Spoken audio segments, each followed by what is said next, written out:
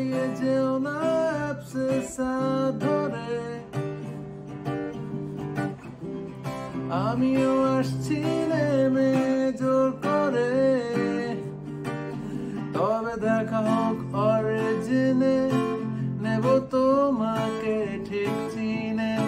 অঙ্কের খাতা ভরে যাক, অঙ্কের খাতা ভরে যাক, অঙ্কের খাতা ভরে যাক না। হ্যালো এভরিওয়ান, সং স্টোরি শর্টের পরবর্তী এপিসোডে সবাইকে স্বাগত। আজকের গানের নাম অঙ্কের খাতা। নাম শুনেই বোঝা যাচ্ছে যে অঙ্ককে ভালোবেসে আমার অঙ্কের প্রতি যে ভালোবাসা, সেখান থেকেই গানের জন্ম। আজ থেকে প্রায় 17-18 বছর আগে। এবং পরবর্তীতে 2013-তে যখন দ্বিতীয় পুরুষ অ্যালবাম করছি আমি, তখন এই গানটি আমি বেছে নিই সেই অ্যালবামের জন্য।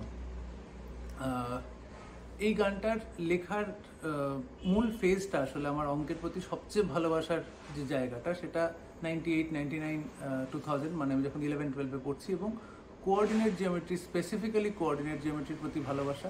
এবং সেই একটা ফেজ ছিল যে আমি এত এনজয় করতাম অঙ্কগুলো করতে, এবং মানে মনে হতো যে একটা লেভেল ক্রস করে পরবর্তী লেভেলে আর কি অঙ্ক হতে পারে। আর মানে প্রায় সব রকম বইয়ের সব অঙ্ক সেই সময় করা হয়ে গিয়েছিল, এবং খুঁজতাম আরও নতুন চ্যালেঞ্জ খুঁজতাম। এবং যদি জীবনের গুরুত্বপূর্ণ ভালো লাগার যদি মুহূর্ত কিছু থেকে থাকে সারা জীবনের, আমার 42 বছর জীবনে, তাহলে ওই ফেজটা ডেফিনেটলি যখন আমি দুপুরবেলা খাটের ওপর শুয়ে শুয়ে কোঅর্ডিনেট জিওমেট্রি অঙ্কগুলো করতাম এবং উত্তরগুলো মিলতো, সেটা যে আনন্দ দিত, অনেক সময় অনেক গান তৈরি করেও সেই আনন্দটা দেয় না।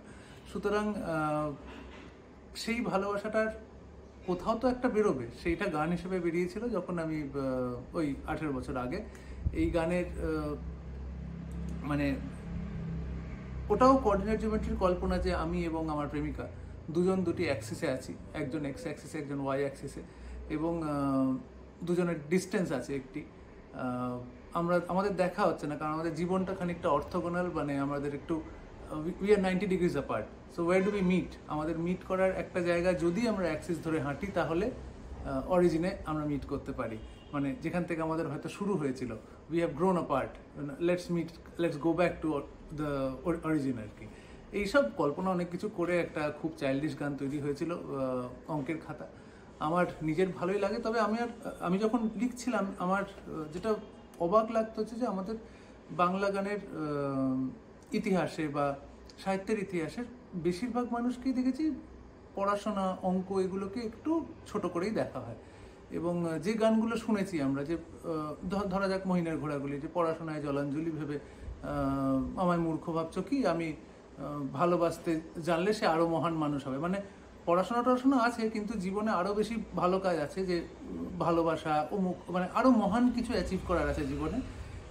এইগুলো শুনে আমার মনে হতো যে কিন্তু যে পড়াশোনা করতে পারছে, এটা তো যে পড়াশোনা পারছে না, সে বলছে যে আমি মানে আরও মহান কিছু করব। এবার যে পড়াশোনাটা পারছে, যে অঙ্কটা করতে পারছে, সে কি তাহলে মহানটা পারবে না করতে? তার ক্রাইসিসটা কোথায়? সিমিলারলি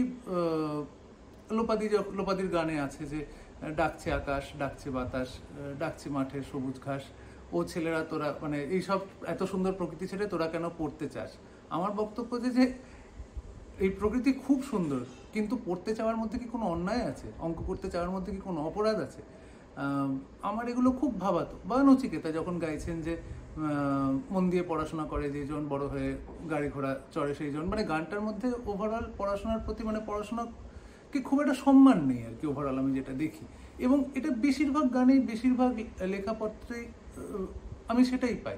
এবার আমার খুব মনে হতো যে হোয়াট অ্যাবাউট দোজ যারা অ্যাকচুয়ালি পড়াশোনা ভালোবাসে, যারা অ্যাকচুয়ালি অঙ্ক ভালোবাসে, সেইখান থেকে অনেকটা এই গানের জন্ম। এবং আমি একবারও বলছি না যে জীবনে ভালোবাসা, জীবনের প্রকৃতি, আরও মহান মানুষ হওয়া, এগুলো সবই গুরুত্বপূর্ণ, কিন্তু আমার সেই সঙ্গে এটাও মনে হয় যে পড়াশোনাটাও কম গুরুত্বপূর্ণ জিনিস নয়, এবং যদি কেউ ভালোবাসে তাকে অপমান করাটা দরকার নেই। ধন্যবাদ।